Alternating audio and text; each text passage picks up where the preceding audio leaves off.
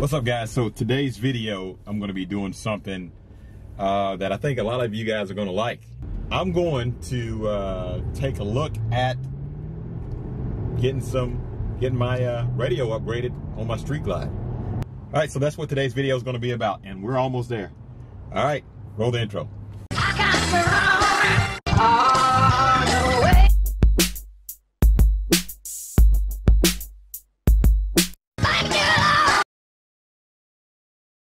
What's going on, Jay? How you doing, man? Hey, how you doing, Tom? Good. So, I think I want to add some audio to my Street Glide. Everybody's been on me about getting rid of that factory stuff, so what do you think? Right now, which radio do you have in it, Tom? The GTS that came in. It's got navigation, Apple CarPlay. Yes. But we can definitely use that radio. Right. We can put a very nice Hertz amplifier on it.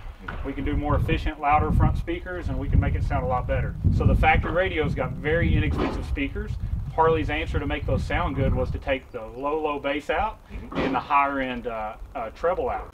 If we amplify the source unit or the factory unit, we're going to get louder sound, but we're not necessarily changing the sound. Our go-to normally is we have some very nice Sony radios. They're Apple CarPlay, Android Auto, they're 7-inch touch. I have Android, yes. Yes. Okay. So we'll be able to maintain those features just like the stock radio, but we're going to get rid of that factory high-pass and low-pass filter. Okay. We're going to get 4 volts of pre-out to go into the amp, so we're going to have a stronger signal that we're going to be amplifying. And overall, we get a better sound. But well, either way, we can do it. All right, well, I'm open to it. What he's saying was my biggest concern. I wanted to make sure it was still water resistant, and I wanted to make sure that I still could use my thumb controls. So let's go look at some options. All right, sounds good. What do you have here? So here, I have one of those Sony options we were talking about. We put together a package for anybody that wants to either do it themselves or have it professionally installed. It comes with a Sony radio, already mounted in the mounting kit to go right into your Harley. Mounts in the factory location as far as bolt holes. Strong metal brackets. Some of the companies are plastic. We only use the best. So we've got metal brackets to hold our radio. We have a waterproof shield on top of the radio, so if water drips in through the fairing from the vent or through that crack, it doesn't get inside of it. It's got an anti-glare screen. We 3-year warranty them on everything. So again, the Apple CarPlay, Android Auto, but it's also got the 100 watt by 4 high-powered amplifier inside the radio. We also have our thumb control retention. So once it's plugged into the factory harness, very simple. Bolt it in, plug it in, it's done. On my radio, I can go to the info to show me like how many miles. Things like oil life. Yeah. You will lose that option if you change the radio. Okay. You're going to gain so many other features though. Okay. So if you want the radio to be the best radio it can be, then we change it. We can still do diagnostics through an external scanner. You're not going to lose that. Right. Security system still maintained. Okay. You're only going to lose like air temperature, and you're going to lose the ability to look at your oil life. Okay. Most time people do that by miles anyways. Yeah. Now, so let me ask you. But if I decide to keep my factory navigation, you can make it sound good? I mean, my factory radio. You can absolutely. Okay, we'll take that and we'll flash it with our computer so that it thinks it's got a boom audio or an upgraded audio system, which is going to take some of those factory filters out. Then we'll put a really strong amp and some really great speakers on it. Let's go back and check out our Hertz speakers and our amp options. So I want to pull out and show you one of these Hertz speakers because they've done something this year that we just didn't have available before. So our factory Harley speaker, it's got a neodymium magnet. It's a very strong, very small magnet. It's still not a well-built speaker, but Harley did that specifically so that we wouldn't gain a lot of weight in the fairing. We'd have less likely to have a death wobble. We just don't want to affect those handling characteristics at all. So Hertz has, I'd say, a cult following and how awesome their speakers are in Harleys. So we used to do the MPX 165.3, which was a car speaker that was awesome that people were putting in Harleys. Well, Hertz saw how often this was happening, and they developed these speakers. These are the SX 165 Neos, which the Neo stands for the neodymium magnet. Very small, very lightweight. It's got a waterproof gasket around the tweeter, around that pole piece, so water can't get inside of it. 96.5 dB efficiency. Our average speaker that we put in a Harley is in the 88 to 90 range. What that means is off 1 watt, these are going to put out 96.5 dB. That is so much louder than any other speaker we could put in your bike. So it's waterproof, it's lightweight, it directly fits in, it even has the same size terminals as the factory plug. So this is a very easy drop-in that gives us great results. Okay guys, so I got the camera back up, the battery went dead, but listen, Jay's explaining something to you. Let me give him an opportunity to tell you what he just got through telling me while I was changing out the battery. And most of our Harley riders, most of our friends, they've got two different ways they like to listen to music. We either want to have something that sounds really good when we're on the bike, or they want something that's so loud that you can hear it a mile down the road. If you've ever been to a concert and listened to the audio, it doesn't sound as good at the stage. And that's because they're using a loudspeaker. Loudspeakers get clearer the further you go out. They're very similar to a wakeboard speaker on a boat. Hertz builds some of the best loudspeakers we can put on a Harley also. We also have a neodymium magnet version, lightweight to go on the fairing. They don't tend to play as low in bass as a coaxial speaker, but these are what everybody wants. This is the ST25 Super Tweeter. It fits in a factory Harley gauge hole. If you wanted to sacrifice 2 gauges, this would go right in. These are very, very loud tweeters, very, very loud, high range.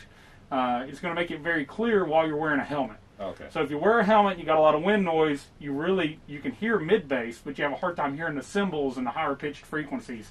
These tweeters really bring those to life. Now this is probably for this is probably for someone who's more into competition or just a regular guy like me. Well, we put them into a lot of regular guys' bikes, but you know, if you pull in the parking lot and you want the loudest system, it takes speakers like this. Look at that. To have that going on. I mean, it's got to have a tweeter that's going to handle a lot of wattage, and it's got to build out a lot of decibels.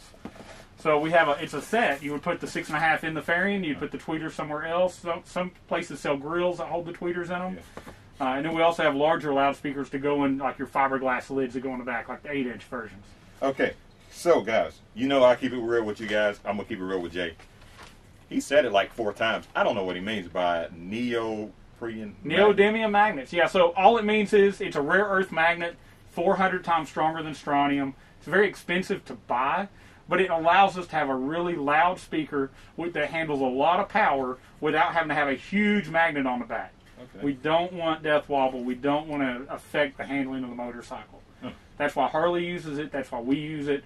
You'll see all sorts of speakers sold with these huge magnets, and people have this thought, it's a better speaker if it's bigger. That's not how it works. Better components make a better speaker. Okay. So this is the best magnet you can put on a speaker. Several companies use it. Hertz has went to it this year, and I think they've done a great job. Okay. All right. Well, awesome. You want to look at the amplifier? Yeah. Sounds good. Let's go look and see what kind of amps we're going to put in there. All right. Let's go check out these amps. All right.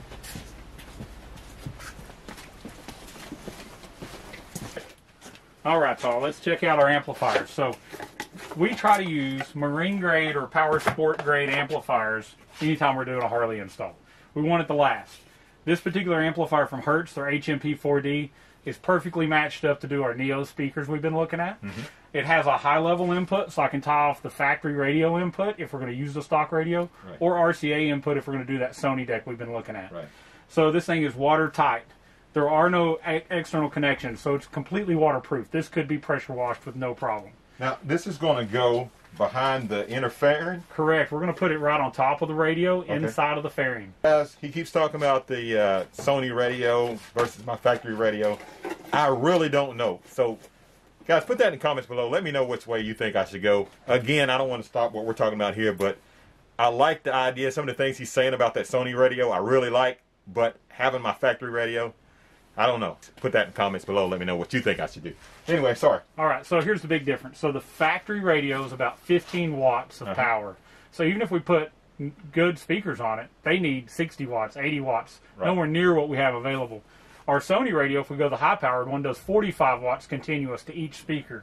With this amplifier, it will do 75 watts to each of our speakers continuous power, almost double what the Sony radio will do. And it will actually do 150 watts if we bridge it. So if we're just doing fronts, I can send 150 continuous watts to each speaker. We can do all this on 15 amps of current.